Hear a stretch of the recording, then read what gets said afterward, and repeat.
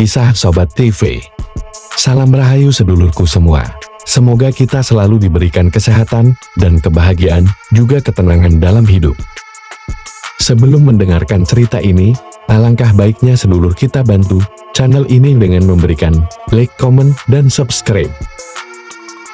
Ramalan Jayabaya merupakan sebuah tulisan-tulisan kuno yang dibuat oleh Prabu Jayabaya, seorang raja Kediri, tahun 1135 sampai tahun 1159. Terdapat sejumlah versi terkait penafsiran ramalan ini, yaitu dari Kitab Musara dan Sabdo Palon. Salah satu ramalan Jayabaya yang paling populer adalah kemunculan Ratu Adil. Melansir Jurnal Filsafat dan Pemikiran Islam, terdapat dua versi ramalan Jayabaya tentang Ratu Adil, yang diantaranya sebagai berikut. Versi Kitab Musasar Ratu Adil, sang juru selamat dengan Heru Cakra, dalam ramalan Jayabaya, adalah kunci utama yang sangat berpengaruh bagi rakyat. Kedatangan Ratu Adil memiliki kesamaan dengan munculnya Imam Mahdi atau Mesias.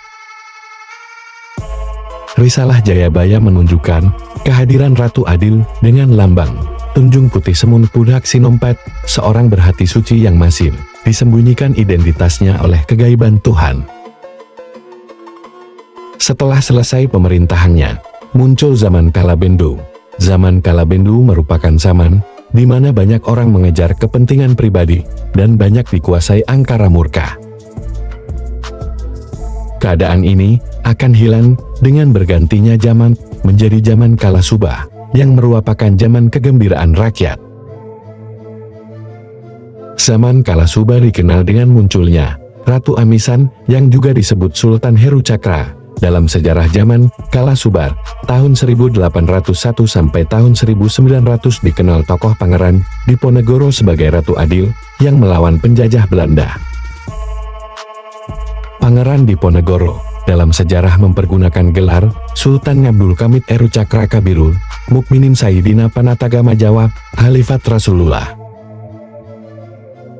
Peristiwa gerakan Ratu Adil dalam zaman Kalasubah terjadi di Klaten, dengan peristiwa Mangkuwijaya pada tanggal 8 Juli tahun 1865, gerakan ini mengalami kegagalan sebelum melancarkan aksinya. Gerakan yang dilakukan oleh Mangkuwijoyo dilahami dari tulisan-tulisan yang berisi ramalan Jayabaya. Pengikut gerakan Mangkuwijoyo percaya bahwa orang asing akan dibinasakan serta Surakarta dan Yogyakarta dihancurkan. Dari ketiga gerakan Ratu Adil tidak muncul pada zaman Kalasubah yang berlangsung pada tahun 1800 sampai tahun 1900, kemunculan Ratu Adil masih diharapkan pada zaman berikutnya seperti zaman Kalasumbaga atau zaman Kalasurasa. Versi Sabdo Palon Sunan Kalijaga dalam Pupuh Kinanti Serat Lambang Praja Karya Mangunwijoyo menyatakan kehadiran Ratu Adil adalah 500 tahun semenjak Kerajaan Demak. Hanya pada zaman itu daya tarik ke Ratu Adil tertutup oleh aspek kelahiran. Tanpa ingat akan lautan, daya tenaga dalam tenaga, orang lebih memilih bersenang-senang dahulu, sambil mencari kesalahan pihak lain. Pada zaman Kalasumbaga tahun 1901 sampai tahun 2000, kehadiran Ratu Adil ditegaskan sebagai proses kemerdekaan Indonesia, yang menjadi jembatan emas menuju keadaan damai dan makmur. Keadaan zaman Kalasumbaga digambarkan sebagai negara yang terkenal ke penjuru dunia dengan penuh kebaikan.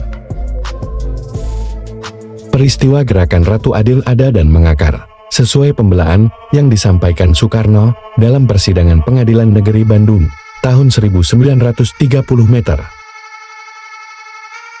Soekarno menyatakan, haraplah pikirkan tuan-tuan hakim, apakah sebabnya rakyat senantiasa percaya dan menunggu-nunggu datangnya Ratu Adil? Apakah sebabnya sabda Prabu Jayabaya sampai hari ini masih terus menyalakan harapan rakyat?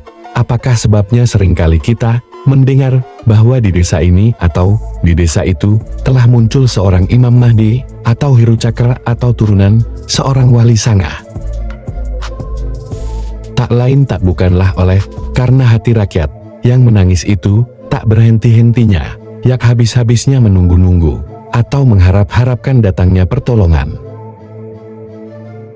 Sebagaimana orang yang berada dalam kegelapan tak henti-hentinya pula saban jam, saban menit, saban detik, menunggu-nunggu dan mengharap-harapkan kapankah matahari terbit. Dalam ramalan RNJ, Ranggawarsita menyebutkan, kelahiran Ratu Adil adalah tahun 1877. Jawa bertepatan dengan tahun 1945 Masehi. Tahun tersebut merupakan kemunculan Ratu Amisar yang diungkapkan dalam Jangka Jayabaya. Ramalan dalam kitab Joko Lodhang ini dipersonifikasikan dalam sosok Ir. Soekarno sebagai proklamator yang memimpin kemerdekaan Indonesia. Kemunculan Ratu Adil selalu dinantikan kehadirannya oleh masyarakat Indonesia. Hal ini disebabkan karena yang terdengar darinya tanggapan bahwa dengan datangnya Ratu Adil akan memberikan jalan keluar atas kerusakan tatanan sosial politik, sosial ekonomi dan sosial budaya.